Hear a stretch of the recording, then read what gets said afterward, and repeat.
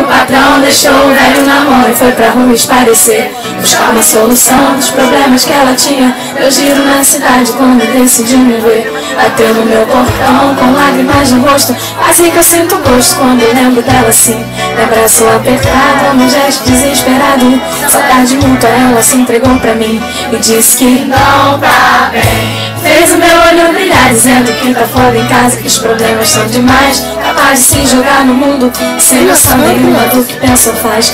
E eu disse então, meu bem, sabe que eu sempre te quis, que bom que veio me procurar. Se quiser desabafar, fica à vontade, mas com toda essa saudade nem vou te deixar falar.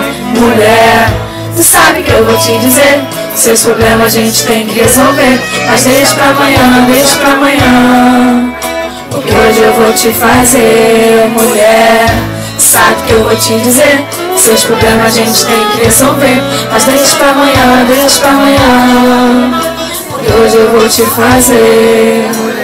Ela levanta, diz de mim, capricha na maquiagem só pra me agradar. Menina, cena da minha vida, vê que a minha mina é linda. Quando a gente vai dormir, ainda é quando acordar. Ela é um poço de qualidade e defeito, cada jeito dela é uma emoção. Toda mulher faz um efeito que esconde que seu corpo perfeito é só um convite pro que tem no coração. E ela diz que não tá bem, fez o meu olho brilhar dizendo que tá fora em casa, que os problemas estão demais, capaz de se jogar no mundo sem noção nenhuma do que pensa ou faz.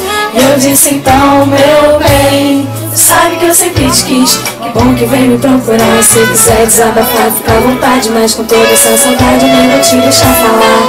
Mulher, tu sabe que eu vou te dizer, seus problemas a gente tem que resolver, mas deixa pra amanhã, deixa pra amanhã, porque hoje eu vou te fazer. Mulher, sabe que eu vou te dizer, seus problemas a gente tem que resolver, mas deixa pra amanhã, deixa pra amanhã, porque hoje eu vou te fazer. Mulher.